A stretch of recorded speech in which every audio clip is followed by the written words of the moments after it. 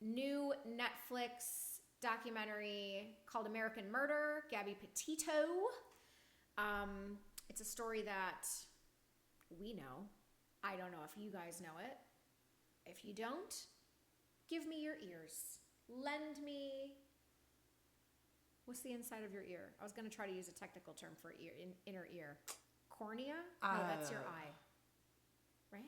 I don't know, like your eardrum. It doesn't sound good. It's also got the word ear. I don't know. Lend me your eardrum. I don't know the pieces of your ear. Lend me your innermost ear. Your auditorial senses. I would also like to know, if you aren't familiar with this story, what rock you were hiding under. If I could purchase a ticket maybe to live there for a little bit, take a little rest away from the worries of the world. But yeah, I mean. She wants to know what's wrong with you. I don't think she likes you. Okay, so we're gonna. And I think we should definitely We should definitely preface this by saying that this is definitely going to be. If you aren't familiar with this is a very dramatic tale. There is lots of DV and other elements involved in this. So some people may find it triggering if you have avoided this story. Thank you, Bridget, because you may want. I don't care. You may want to. I don't care about warning you. I just think. Don't be on YouTube then. Okay. We are going to start with August 12th, 2021. A 911 call is made for a domestic violence dispute. It's basically this guy, he calls, they're like, blah, blah, blah, police. And he's like, I'd like to report a domestic violence issue. And when he's asked to describe what's happening, he's like, we passed this van and they're like screaming. The guy's yelling at the girl. She's like trying to get into the van. He won't let her get in the van. And then they drive by again and he's slapping her. And the police repeats it back because he's like, I'm sorry, what? And he's like, he's what? And the guy's like, yes, the gentleman is slapping the female. And I'm like, gentleman seems like not the right word, but okay. Yeah, I think we can forego using that in the scenario. Yeah. So then in the documentary, it jumps into the body cam footage of the cop, and he's like, vehicle hits a curb. So obviously there's some sort of conflict in the car where they're getting pulled over, and he's like, damn it, Gabby, why can't you just let me beat you? Or whatever. So look what you made me do. How would you do it? So as soon as they pull, as soon as the cop, the body cam gets to the window, the window's barely down in the passenger seat. Gabby is distraught, crying, and she's like, I'm so sorry. And I'm like, for what? She's just right off rip. Doesn't say hi. What's the problem? Hello, officer. Good morning. I'm so sorry. So they separate him. Well, yeah, because he's probably like, you better make this right before I... 100%. So yeah, they separate him. Police are asking Brian about scratches on his face. And he the way he's talking, it's just when you're listening to someone talk to you and you're like, this shouldn't be as hard to follow as it is. It kind of doesn't make sense. He's not telling the story in order. He's like, oh, well, she's working on this vlog and, she gets really stressed and I was trying to give her time to calm down, which is why I didn't let her in the van. And, it just got crazy and I was, I know I shouldn't have shoved her, but she was attacking me and, her cell phone and this and that. And I'm like, her phone scratched you? Where they make that case? Yeah. What? And the cops are just like, not buying it. Well, no, it almost seems like not that they are being cordial, but they're not at all acting like this guy has done something wrong. They're just really listening to his side as if this is an equal two-sided argument. He's composed, he's smiling. At one point he jokes about how she's crazy. He's like, haha, yeah, she's crazy. And I'm like, okay. So they call a supervisor or sheriff or whatever. And so it's the guy that shows up now, the supervisor, a male police officer and a female police officer. And the guy with the body cam who's in charge is typically the victim wants to go back to the abuser, so we can either just do nothing and let them go, Or we can go full DV with this, which I don't know what that all entails, but obviously like statements, I'm sure someone's going to jail, whatever. And the female officer says, I would rather over document and get in trouble for that than under document and, get in trouble for that. Of course, that doesn't happen. So they separate them. They take Brian to a domestic violence hotel for victims. Okay. And when they're questioning Gabby, they're like, what happened? And she's like, I don't know. I have really bad OCD. Like, I have so much anxiety. And they're like, okay. And they like put her in the back of the cop car with the AC. And she's like, really starts crying when she asks for her phone to call her mom, which is just like heartbreaking. Because it's like she finally has a time where she can get away from him and have an honest conversation with somebody. And so, they take him, and then they must have said on camera like 4 or 5 times, don't text him tonight. The cop like is going between them, and he tells Brian like, Gabby says all the lovey-dovey stuff, like she loves you, and he's like, oh, it's great hearing that from you, like cracking jokes.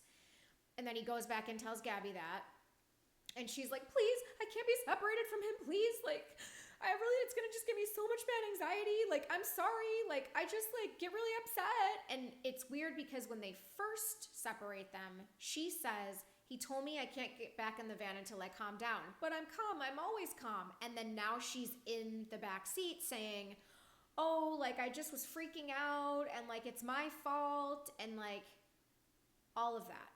So she blames herself. She's basically treated as the aggressor. They take him to the DV hotel. They meet up later that night. Great idea. In true toxic relationship fashion. We love it. A week later, she posts the full, like, edited montage of their entire van trip. So they went, like, through looks like the West Coast. They're in Yellowstone and stuff. So, a little backstory. Gabby's mom is 20 when she has her. After 6 months, her and the biological father separate. And in the documentary, they interview the mom and dad and both of their current spouses. And it seems like everybody gets along in a co-parenting relationship. They all love Gabby. They all have parented her since a very young age. The first time that Gabby's mom meets Brian, she's like, I thought he was a little awkward, but like, seemed respectful, nice guy, quiet, helpful, pretending to be not a psychopath. And then, so they're hanging out all the time, and her mom describes like asking her a few times, so are you guys dating now? Are you this, that? And she's like, no, Mom, we're just friends. And then there's this other girl, she's kind of giving like modern day The Craft cast, like dark hair, kind of gothic jewelry, tats, but like cute, good makeup, like the style. And she talks about right before Brian meets Gabby, he's couch surfing.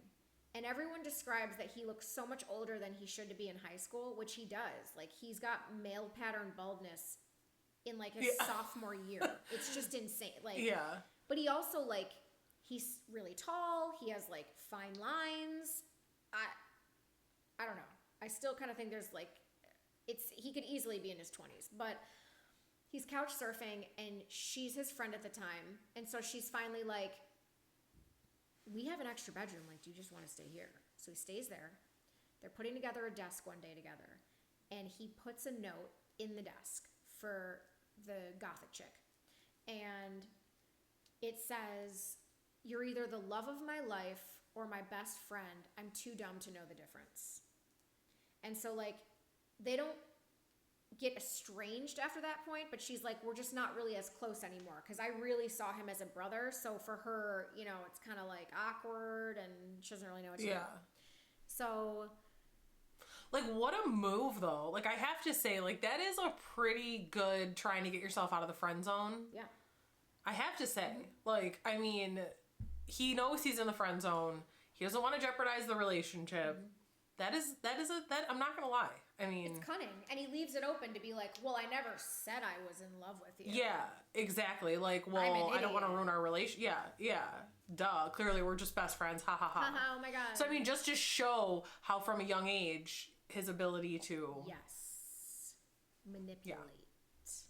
Manipulate. And then she describes how he ends up meeting Gabby. He's like in a parking lot. He sees her in the parking lot. They have mutual friends, so I'm sure it's like a common place or whatever. But he like stops his car, jumps out of his car, runs up to her car, and they both describe it as love at first sight. So, I mean, talk about impulsivity. Just a quick note to those of you at home. You can't fall in love with someone when they're still in their car. Like, just because you've seen them.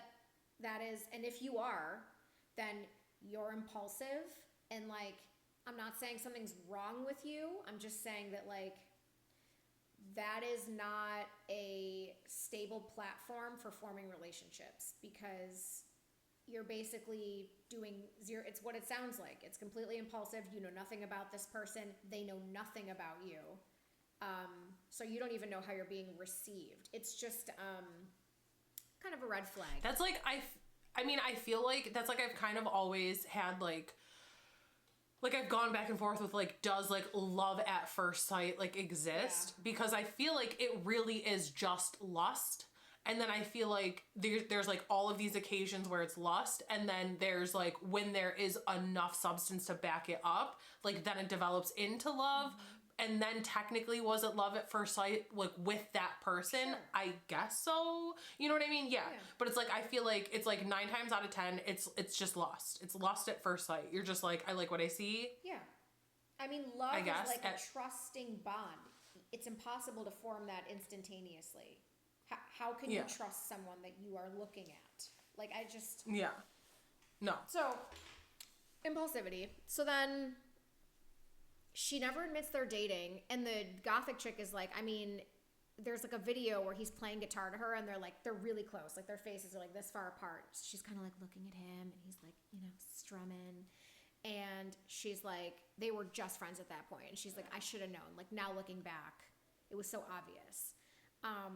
And then Gabby asks her mom, like, what do you think about like moving to Florida with Brian? And she's like, so are you dating? And she like laughs and is like, yeah, we're dating. And she's like, I don't know, you know, are you gonna take your car? I think she has like a Nissan Sentra, so it's like a little, you know, probably like used first car situation. They've just graduated. And she's like, yeah, it's gonna be fine. You know, Brian's family lives down there. And she's like, it just seems a little bit fast. And the next day they're on their way to Florida.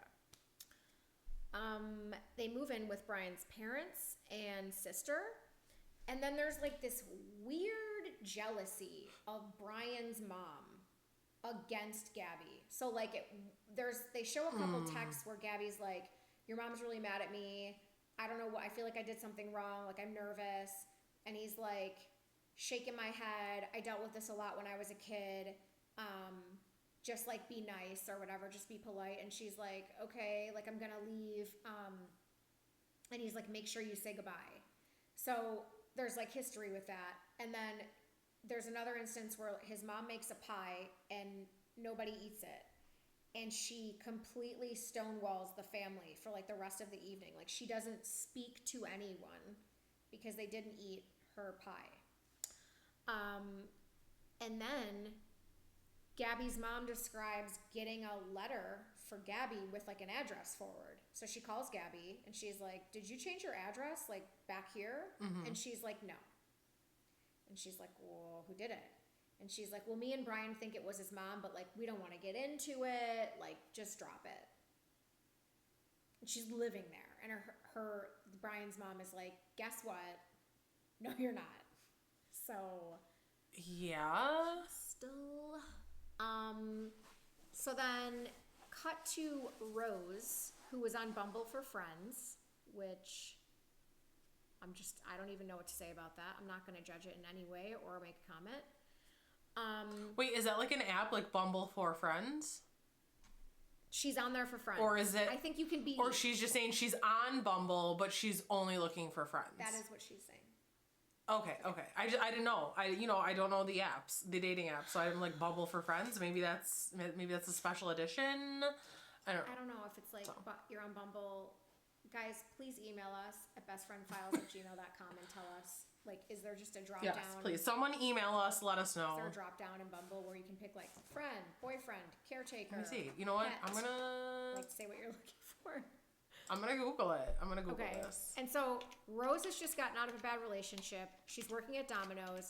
Her and Gabby, Gabby messages her. So Gabby is also on Bumble.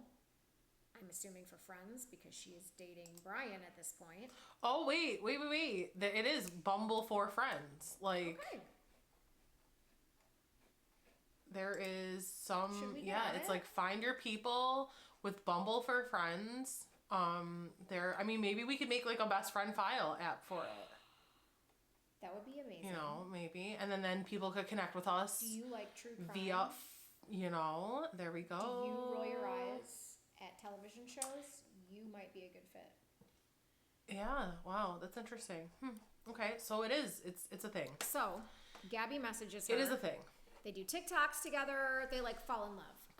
There's like videos. It's so cute where like, Rose is delivering Domino's and Gabby's like reclined down in the passenger seat and Rose is like, she's been with me all day and like nobody knows and they're giggling. It's just that like 18, 19 stuff where like it's fun. You're sneaking around in a Domino's car.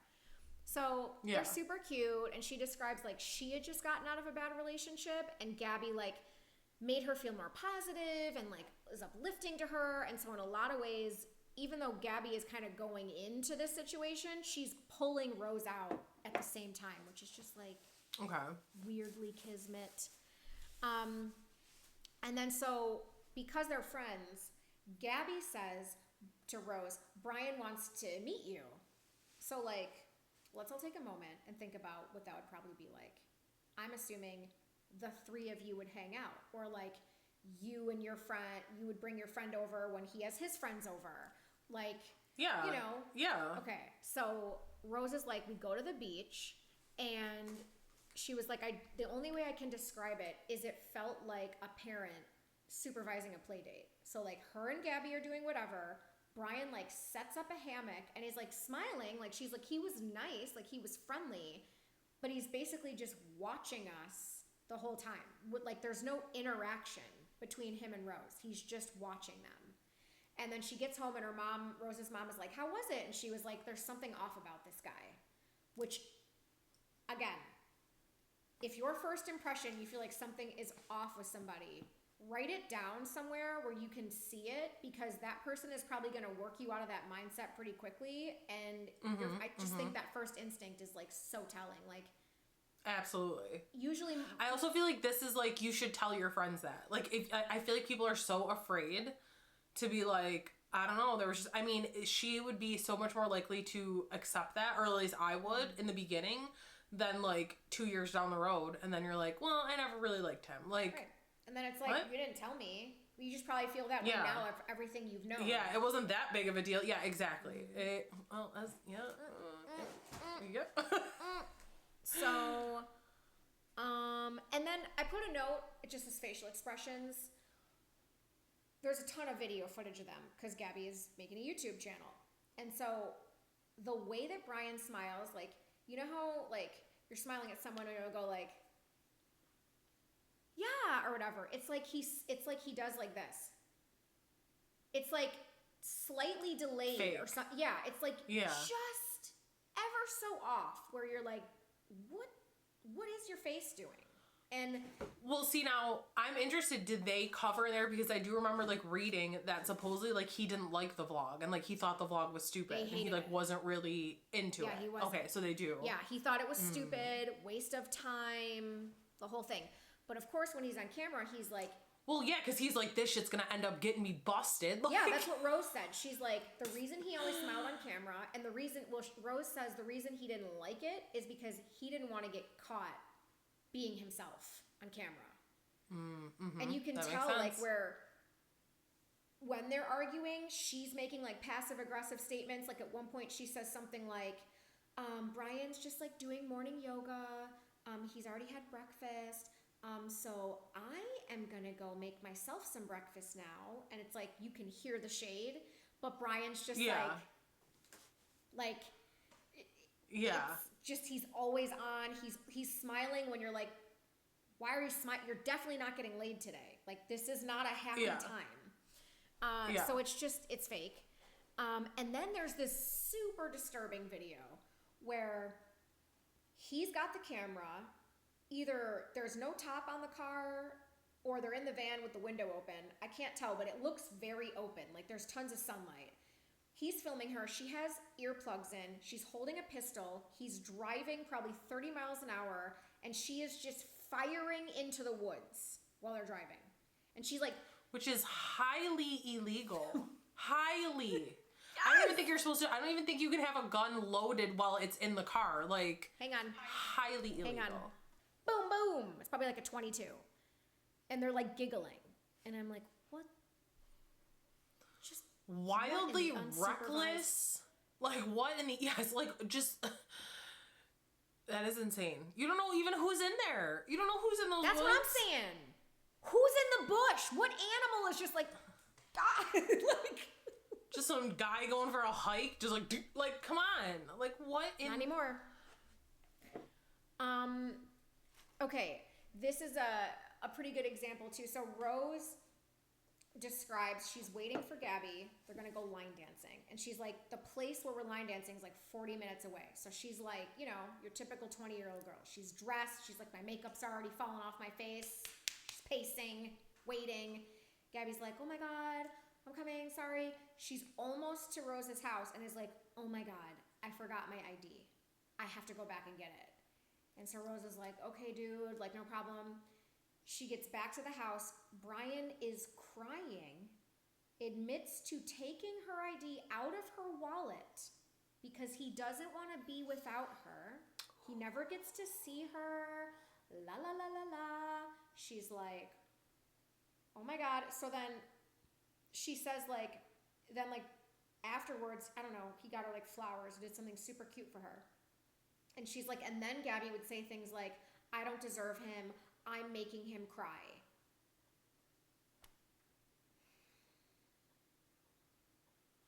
Wow. I feel like, so far we've seen his ability to be manipulative from a young age. We've seen his reckless and careless behavior, callous disregard for her in general, i.e. just like smacking the shit out of her and like laughing with the cops and shit. And now this is like,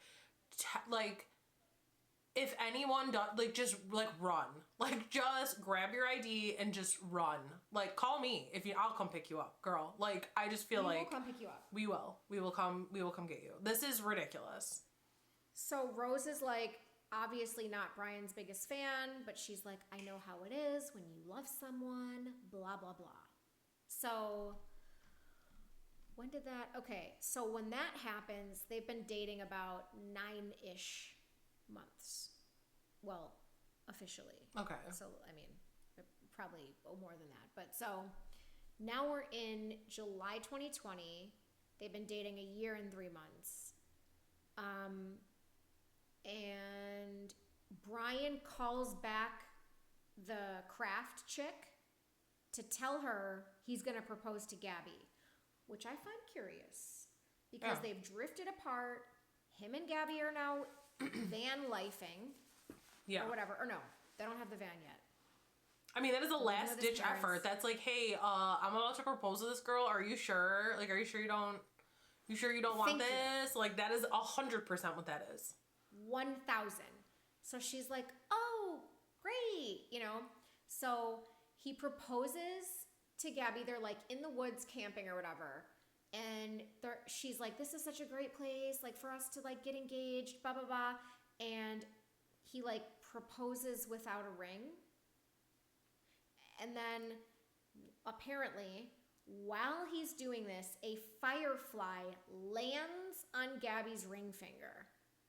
And he's like, this is nature telling us that we're soulmates and we belong together. Which, again, audience, Coincidental, unbelievable, amazing things happen all the time.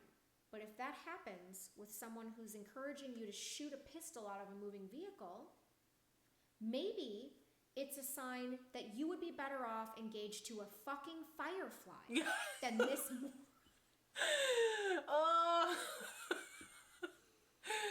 Like insects, yeah.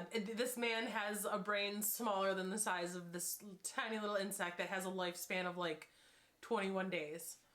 21 days. Is that how long a firefly lives? They don't live very long. Yeah, they have very short lifespans. I mean, they have you're a glowing bug. Very short lifespans. If you're glowing.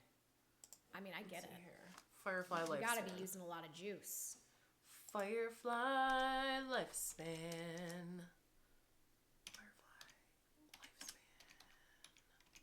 Life cycle, lifespan. Here we go. What do we got here? Oh, I'm sorry. 61 days. 2 months. Still. 2 months. Well, so like summer. 2 months. Yeah. Yeah. I mean, that's it. So then they're like, we're gonna get a van.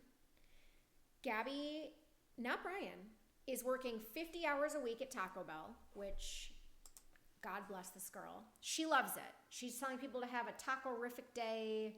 She's like bragging to Rose that it's so fun to say, and Rose is like, "You're freaking weird." Well, I mean, and like at that age, like go for it. Like that's the age that you should enjoy working at Taco Bell, I guess. Yeah, get it. Yeah, she likes her coworkers. They get along. They're all young, you know, making tacos. Flexible schedule, like whatever. Work at nighttime. Yeah, all that. Okay. Yeah. So during this time, Brian is like, my girlfriend is working half her life away. So what I'm gonna do is call her mom and say that Gabby is working really late and I'm worried about her, and that the people that she's hanging out with are really bad for her.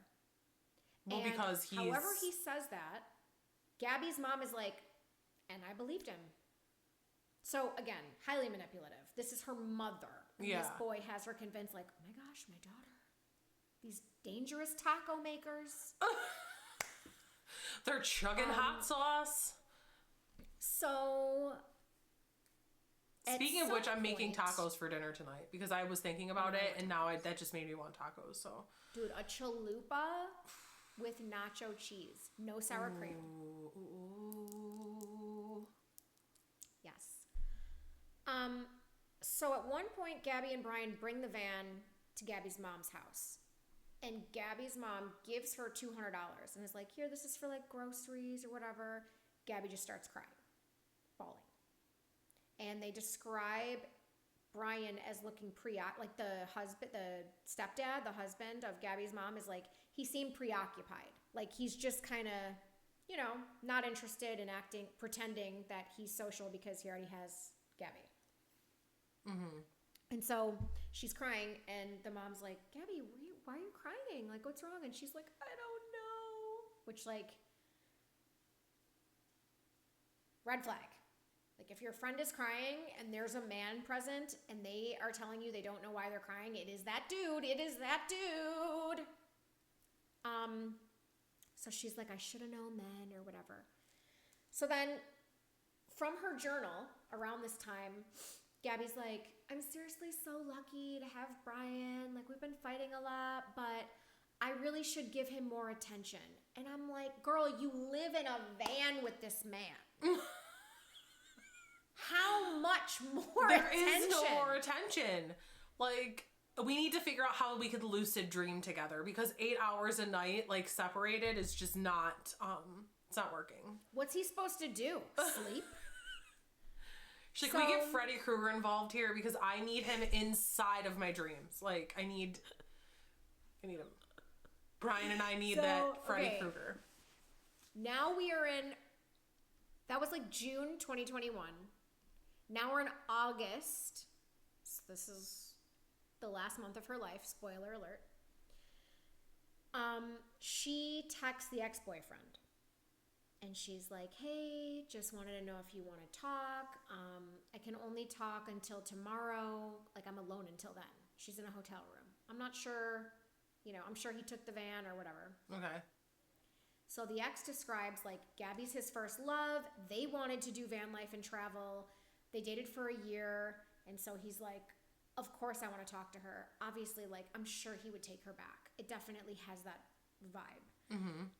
So they talk, and while they're talking, he says she alludes to like she's gonna leave him and she has a plan.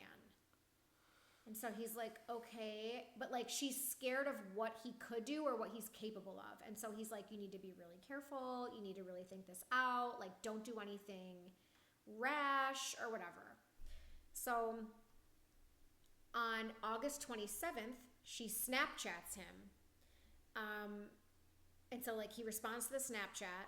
And then later in the day, she calls him, but he's like, I was working, so I couldn't answer. At 1 p.m. that day, they are seen at a restaurant called Mary Piglet's. It's like a Mexican place, and there's like pigs on the wall with sombreros. Okay. And a witness sees them fighting at the table. They don't finish eating. They leave abruptly. She's crying. 2:11, they're seen on camera pulling into a Whole Foods parking lot. And like when he gets out of the car, he slams the door. I mean like fucking with everything he's got, slams the door. They're walking in, she's like this. And at one point, they're like close to each other. So like here's Gabby and here's him. And she kind of like starts coming up right even with him. And he makes contact with her and gets back in front of her, which I think is like telling. I also looked up this YouTube video. It's Psychologist Analyzes Brian Laundrie's Body Language with Gabby Petito from Dr. G Explains, is the YouTube channel. And he's talking about how inside of the Whole Foods, Brian's hands are in his pockets, but not in the way that you would casually have your hands in your pockets, like when they're shoved all the way in. Yeah, they're purposefully, yeah. And he says this is classic, like reptilian body language of wanting to conceal or hide yourself. Because if you don't move your arms, then you're not as noticeable. And so the act of and he's like, I'm not saying everybody who does that. Well, yeah, and it's like well known that like hiding your hands, like that's like everyone's mind subconsciously looks for your hands because then you're, that makes everyone else around you more comfortable. Because they're like, oh, you don't have anything to hide. So it would make sense that the opposite would also be true. That if you're hiding your hands, you're hiding something. Like, right. Yeah. So he's saying this could either mean he doesn't want to be seen because of what he's already done to Gabby, or that he already knows at this point he's going to kill her. And so he's trying to be like unseen by doing this. Because they're in a grocery store. So like, you should be touching things, you know, like, ooh, look, babe,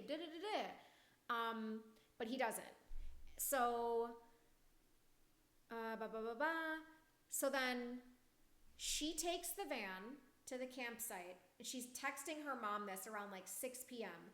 that Brian wants to camp alone. She has the van. The mom asks if they're breaking up, and she says, no, we're not breaking up. I'll make more as a single, like, van lifer anyway, with, like, a crying, laughing emoji face. Okay. That doesn't make sense. So we're not breaking up, but I'll make more money as a single van lifer? Yeah. Okay. All right. Yeah. Weird. So, at this point, it doesn't seem like the mom thinks that that is not Gabby. But to me, like how you're saying, the nature of that text, especially for a female, like the dude's left, your mom's asking, are you breaking up? And you're like, no, I'll make more alone anyway. I don't get it. That sounds like him. To me, that sounds like him. To me, that sounds like him being like, I want to start this seed of the fact that she's going off on her own, but I also know I can't like trip wires and be like, we're broken up, because that's going to send off even more alarms. So it's like planting the seeds of her doing it on her own, but I can't let people think that we're broken up at this point because they're going to come looking for me. That is exactly how I am taking it. Is like, he's trying to be like, she's separating from me. Yeah. She still loves me. Like, we're still cool, but Gabby has this desire. Yeah. To go off on her own. Yeah. Oh, yeah. So, the next day, Brian goes hiking, and from his cell phone records, they can see him, like, going all around. And as he's hiking on 828, he's taking a bunch of hiking pictures, like some are scenic, but then he's also taking a ton of pictures of dead animals, like skulls of, because they're in a national park, so there's like tons of, skulls, decomposing things, death pictures. But then like flowers up close with a lake behind it. And you're just like, what the fuck? So there's this chick named Miranda Baker.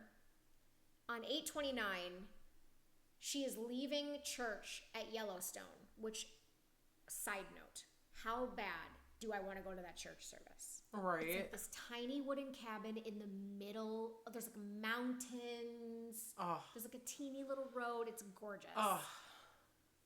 So she's like, I decided I was going to go to church. So at 6 p.m., she's leaving church. She sees Brian hitchhiking. He tells her his fiance is working on a video. And she's like, as I'm turning into Spread Creek, where the van was, she had her Bible on her dash. She goes, my Bible slides down the dash and falls into Brian's lap, which I think is like a sign that you should pay attention to, and that means exactly, which is this boy needs Jesus. So she's turning in, and then she's like, do you want me to go like further in? Because they're just at the entrance where it's like all the way down the trail. And he's like, no, I can get out here. And she's like, I made a joke of like, oh, I get it. Like, we don't want your girlfriend knowing like you cheated and like took a ride and, whatever, took the easy way out. And he goes, oh no, I'll walk from here. And like opens the door while the car is still moving. And she's like, hang on, like let me stop. So, and she described she can smell his body odor. So she's like, I assume like he was camping the day before. He's been hiking all day. He's been dragging bodies around. So I just think it shows the preoccupation and the nerves because she is doing him a favor. This is someone who's always smiling, overly, I'm such a nice guy. She's doing him a favor, making a joke, and it like goes right over his head, which is very out of character. Yeah. So on August 30th, Gabby's mom gets a text from Gabby, can you help Stan? He's trying to reach out to me, but I don't have reception. And she's like, that's weird to me because Gabby calls her grandpa, not Stan.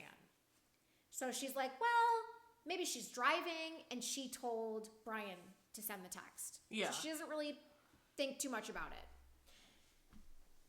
September 6th, she texts Gabby because she hasn't heard from her. No response. September 7th, she texts her that she's worried. No response. September 9th, Gabby's mom texts Gabby's dad. Gabby's dad texts, and now he's calling. There's still no answer. He calls the ex-boyfriend. Ex-boyfriend's like, hey, this is what's going on. Rose and Gabby agreed that Gabby was going to call her on her birthday on 9/9, I think. No phone call. September 10th, Gabby's mom texts Brian's mom. Have you heard from the kids? No response. 2 hours later, she texts again, and the text is green, suggesting that she's blocked or that the phone doesn't have reception. Gabby's dad texts Brian's mom and sister, gets no response. He then tells them that they are calling the police.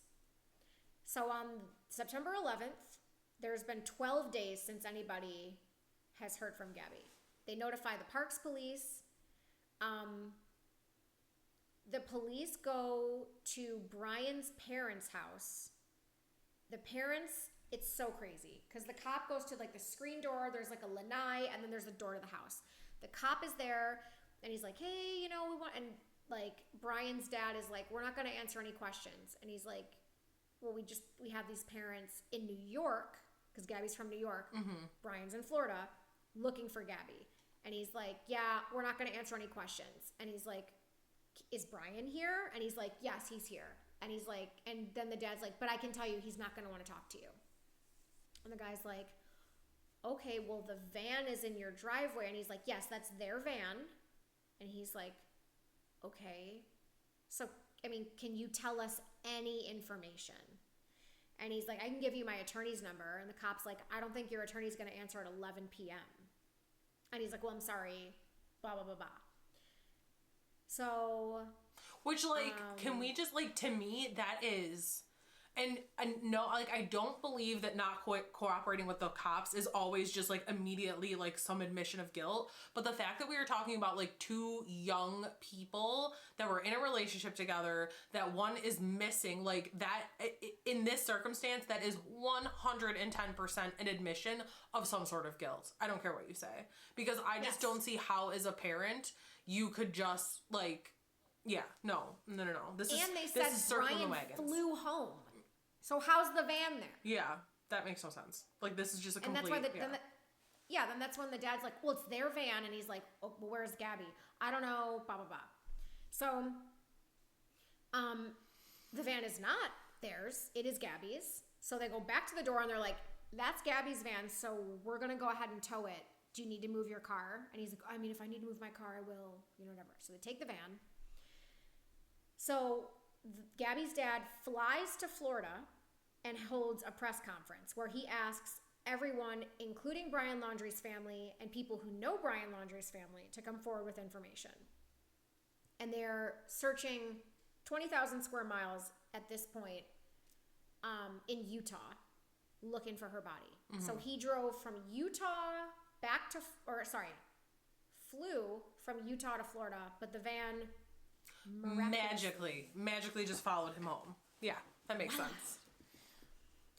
So then there's like FBI agents and they're saying like, we need to now find facts to support allegations. So they set up surveillance on Brian Laundrie's house. They have a camera covering the front lawn and the backyard. And they're like, although the protesters really got in the way because there are people in this family's yard for like a month straight. Tell us give us Brian, which like, I mean, talk about hell on earth. Yeah. I can't even. So one day, Brian's sister and Brian's sister's husbands come out and everyone's like yelling, tell us this, tell us that. And she's like, guys, I don't know anything. And they're like, how don't you know anything? Where's Brian? And she's like, Brian's here. And they're like, well, tell us, like, where's Gabby? And she's like, I don't know. I have asked those questions. I am just as confused as you. And they're like, well, don't you think your parents know something? Why don't you think your parents are saying anything? And she's like, I don't know. They're not telling me anything. Mm-hmm. And the husband's over there like, see, well, can I just say, because I was wondering, that just further makes me hate his parents, even more, because you also have a daughter. Not that, like, only having a son would help, but, like, you have a daughter, and you still would not tell these parents where their fucking daughter was? Yep. I don't know how they have not been arrested for fucking some sort of being an accomplice. At least criminal facilitation at the bare minimum. Criminal facilitation. So okay. They air the video of the arrest. We all remember this. They finally show that day where they get pulled over and Gabby's like, I'm sorry. She's like crying, all of that. And they're showing everybody's reaction to it. Her mom is like, it's so disturbing because I can see that my daughter is terrified for her life. But like, you not necessarily would you know that if you're a cop because you just met Gabby. So maybe she always cries like this. Maybe she is dramatic. I don't freaking know this girl. Yeah, no, absolutely. Her friend said she saw the video and started screaming at the television, Rose, saying, what did he do? What did he do? Which I have like full chills. She's like, I just knew in my soul, like he has done something to her. It's now September 17th. The police call the Laundries, Brian's parents. I forget why. I think because their car is at this like hiking place and it's been there for days, and so people report it. They're like, this car has been sitting here forever, whatever. And so the parents are like, oh yeah, we haven't seen him for days. We'd like to file a missing persons report now that you are calling us. And then they have on the surveillance of the Laundrie's house, the mom bringing the car back that was left at the park, which the FBI mistakenly thought was Brian coming back. So they didn't know. So I'm like, wait, how did he leave? So my theory is, because they of course don't mention this, no one wants the FBI to look like idiots, but they're basically saying like, because Brian's mom is where, there's like a couple texts between Brian's sister and Brian's mom, where the sister's like, oh my gosh, that's so crazy, they thought it was you, and she's like, yeah, and the daughter's like, maybe it was the hat. So I don't know if it was like Brian's hat or what, but my main thing is, how did he get out of the house? If they think, oh, that's just Brian coming back. Mm-hmm. So I'm almost wondering, like, did he dress up like his mom or something? Yeah. Well, that's something, or like that he could pretend to be like the sister's boyfriend. You know what I mean? Like, or I mean, obviously, like if you have a garage that you have access to, I mean, you could hide. I mean, clearly these people had to come and go from their house a little bit. That's so true. You know what I mean? But yeah, like clearly, I mean, it would, the only way for him to leave would require someone else using subterfuge as well. Like, you know what I mean? Like he wouldn't be able to do it by himself. He didn't just walk out the front door. He didn't drive away. Like, so either he was hiding and someone drove him out, or he dressed up as someone else. But even like by himself, like it would have to be with someone else, because I feel like dressed up as someone else and leaving the house, you know, you would need someone else to like block these people from you, or else they would clearly be like, wait a minute, that's Brian. Yeah, because there's people all the time. So I'm like, how? Yeah. So, once they're in the house, they had a warrant. That's why. They went there with a warrant. Okay. And the parents are like, we don't know where he is. Can we file missing persons? And they're like, how long's he been gone? And they're like, a few days. So, in the evidence, they find a letter from Brian's mom titled, "Burn After Reading," with quotes of, I would bake a cake, if you were incarcerated, I would bake a cake with a file in it. If you needed to dispose of a body, I would show up with a shovel and garbage bags. So then the FBI is like, we can't arrest Brian until we have a body. So now they're like really focusing on this like site where Gabby could be. So then there's this other nomad couple. They like are self-described nomads. I love this. Can I just tell you before you get into this? I just love this because I'm like, it's like the one time that you're like, you know, I feel like people give influencers and like people who are always videoing and stuff like that, like so much shit. And it's like, this is one time that people who are just like, we're going to document everything that we do. It's like, okay, I'm sorry. Please continue. Because I just get chills, like chills. And I love that these people, because they're like, you know, we nomads, we look out for each other. And I'm like, I just love that term. I don't know, I just love it. Yeah. So they're this like older couple. Their name is Red, White, and Bethune. And at first, so they have this like big chat where everyone's like putting the updates because they were like out in that area. And at first the FBI is like, we're looking at the range of August 21st to 22nd. And so they're like, I mean, we weren't even there. And then they update it between August 27th and 29th, and I'm getting chills. But the woman goes, as soon as I read that, I was like, I've got it. Like, she knew immediately. Ooh, just like, I just got chills. She's like, I knew I had it on tape. So then they show, she's like, I was rolling this video footage, and we drive right past the van. It's on camera. It's pulled off the side of the road. All the lights are off. And isn't it like him, like, closing the door? Don't they have, like, him closing the door or something like that? No, no, but they do have video footage of somebody like doing like ducking and looking up from like the thicket. Yeah. And then they have him on night vision, like on one of the park's cameras or some shit with a backpack. Wow. They got this motherfucker. So she's like, she gives the video to the FBI. And then this I don't understand, because they already had the cell phone data, but then they triangulate that woman's video with cell data. And they like figure out where she is. So, of course, on the 19th of September, they find Gabby's body. It has been in the same position, which is in the fetal position, covered with a sweater. She's got a hood over, her blonde hair sticking out the side. There's a burn scar on the ground near her, but nothing that would indicate that someone tried to make a fire, which I didn't understand why that was called out. Because, like, what do they mean? Like, they didn't leave Flint? Yeah, like, what? So, And the dad's like, she's always been really close with my wife, with, her mom and her new husband. And he gets all choked up and he's like, I think about her last moments and I don't know who she would have called out for. And it's just like, Daddy. So, the FBI puts together this timeline. After August 27th, there's a missed call to the ex-boyfriend. They go to the restaurant. They go to Whole Foods. Red, white, and what was it? Red, white, and Bethune. Yes, red, white, and Bethune van. They see the van closed down. Nothing's open. The lights are all off. This is at 6 p.m. At 7:15, she sends, again, that text to her mom where she's like, oh, I'm going to be like a solo van lifer. Maybe.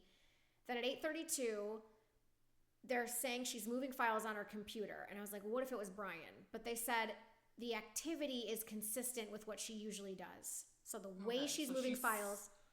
So we're assuming she's still alive at this point. Yeah, we're assuming she's doing her thing. Then the next day, while Brian is hiking and taking those disgusting pictures, he has a 55-minute call with his mother. Immediately following that, his father calls an attorney and retains him for $25,000. I don't think that is for a broken down vehicle. These calls continue from the morning until 3:30 in the afternoon. And then he starts texting Gabby, hey, I know you're mad at me. I'm just here waiting to be picked up. Hey, I love you, blah, blah, blah, blah, all this stuff. None of those texts are read until Brian returns to the side of the van where he literally is sitting there with both phones talking to himself because they're like, it is instantaneous. Like, he sends it, it's read. She sends it, it's read. Boom, boom, boom, boom, boom. He's just sitting there being a fucking psychopath. Then he's seen on CCTV leaving the park. And then on the way home, he stops multiple times at gas stations to fill his tank with Gabby's debit card. He then Zells himself $700 from Gabby's phone with the comment, goodbye, I'll never ask you for anything again. So, at this point, they found the body. He's not a missing person. He's now a fugitive. The laundry show up to get this car that's been sitting there. And then in October, they come to help search for Brian, and they find his waterproof bag at 7 a.m. that day, 1 hour into searching. 45 minutes after that, Brian's remains are found less than a mile from the car, decomposed to the bone. We've had FBI looking for this dude for mad long. Parents show up. Oh, here he is. Which, like, that's ingenious to be at less than a mile from your car. Yeah. I'm sure he said, like, I'm going to stay near the car or something like that. Yeah. Self-inflicted gunshot wound. In the bag, they find a waterproof notebook with goodbye letters to the family and a story of they're crossing a river. There's a loud splash. He hears Gabby screaming. She's cold. She's making sounds of pain. As I hold her, she's violently shaking. She's in so much pain. I can't warm her up. She just keeps saying how much she's in pain. I ended her life. I thought it was merciful. I knew I couldn't live without her. I would say kill yourself, but you did it. Why didn't you kill yourself right there? What? I thought you couldn't live without her. You seem to go on quite some time. So and just like, I mean, just such an unrational, like, please, like, get someone help. Just get them help. If they appear to be mortally wounded, call 911. Like, call the park service. There you go. Please, like, don't. Hey, did you know that there's a phone number for emergencies?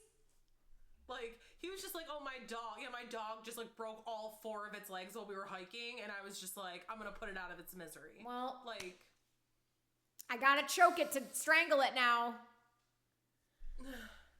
So this is super amazing. A year after, on the 1-year anniversary, her family and friends, like Rose is there, they invite Rose and somebody else. They go to where Gabby's body was found. And they are like hiking around and they're spreading her ashes. They all split up and are spreading her ashes all around the area. And it's just like this beautiful, I mean, you know, it's gorgeous. And they take a picture. Again, full body chills. There is an orb in front of these people. So like,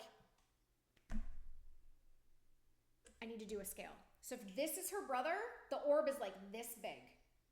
It is enormous. It has like rings around the outside. It is, I don't even know that you can call this an orb. We have to like put it with the YouTube video or show it because it's unbelievable. And as two people who have taken orbs in the past, we are ghost hunters. That's another episode. That's a whole... We don't have time. It's crazy, this orb. It is like from his chest to almost his feet. It is enormous. Wow. And they're like, you know, it doesn't matter if you're religious or not. Like, you can't argue this. They show the picture and I'm like, you can't. Like, you can't, no. What is that? It's the middle of the day. The sun's coming from the bed. It's just wild. Wow. So they founded the Gabby Petito Foundation for Awareness and Prevention of Domestic Violence, and they were able to get 2 Senate bills passed into law, most notably Senate Bill 117 and 124, I think. Hang on. Senate Bill, bear with me. Almost there. No, I don't know. 117 is about applying this in Utah, but the initial bill is for Florida. Okay. And what this bill does is that it forces, in cases of domestic violence, officers have to ask the following 11 questions. And if the person answers yes to 4 or more, they are legally required to refer the victim to the nearest certified domestic violence shelter. And referral to a domestic violence shelter may also be required depending on the victim's answer to question 12. So the questions are, did the aggressor ever use a weapon against you or threaten you with a weapon? Did the aggressor ever threaten to kill you or your children? Do you believe the aggressor will try to kill you? Has the aggressor ever choked you or attempted to choke you? Does the aggressor have a gun? Or could the aggressor easily obtain a gun? Is the aggressor violently or constantly jealous, or does the aggressor control most of your daily activities? Did you leave or separate from the aggressor after you were living together or married? Is the aggressor unemployed? To the best of your knowledge, has the aggressor ever attempted suicide? Do you have a child with whom the aggressor believes is not the aggressor's biological child? Has the aggressor ever followed, spied on, or left threatening messages for you? Is there anything else that worries you about your safety? And if so, what worries you? Okay. So that would have saved her life. Yeah, absolutely. Well, could have. If she hadn't met up with him, going against the multiple police officers' directions not to. Yeah. But yeah. Yes. So, I had one other thing. Oh, the body language. We covered it. Mm-hmm. Yeah. The only other thing is how a bunch of stuff came out after this about how Native American, brown and black and indigenous people who have gone missing are not ever in the forefront, like young, pretty, blonde, white females. And Gabby's dad actually says, when I first heard that, I was really angry. And then he's like, and then I started to do some research. Mm-hmm. And it's true. It's true. So, yeah, I just feel like that's important to say that, you know, people with darker skin still really love their missing family members. And the one FBI agent was like, you know, she's not the only one. There's still people that we're looking for. And, you know, while it's been difficult to receive messages, because Gabby's family has gotten tons of messages that are like, I'm still looking for my child. I've been looking for 27 years. You know, we have no idea where my daughter is. And it's just like heartbreaking. They've gotten just as many of like, I left my boyfriend because of this story. You know, I took my kids and I moved into a shelter. I finally spoke up. I finally did this. I finally did that. I filed a restraining order. So like, it has been positive, and it's also been positive in bringing awareness. Like Gabby Petito's name is kind of synonymous with being the example of like, look at how fast we found this girl in 20,000 square acres. No, 22,000 acres. And like, if we had given the same platform to these other people, could we find them? So, yeah. Well, yeah, I mean, and that I think is just sad because it's like, it's almost like, because I don't necessarily think that it's like the platforming issue. It's the fact that like, it is more of like the societal, like, I don't want to say like psychosis, but it's almost like, why don't people care more about, like, it's like, you know. You could be like a really rebellious girl who loves to smoke crack, but if somebody murders you and we don't care, they need another victim soon. And eventually they're going to run out of crackheads. No, absolutely. Yeah. So it doesn't really matter who the victim is. But yeah, that is the horrifically tragic story of Gabby Petito and the story of domestic violence. And yeah.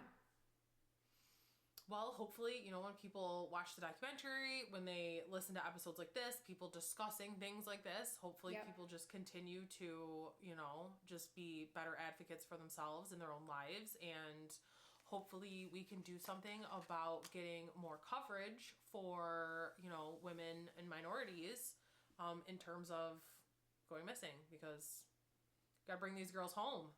Yeah, for sure. That's it. All right.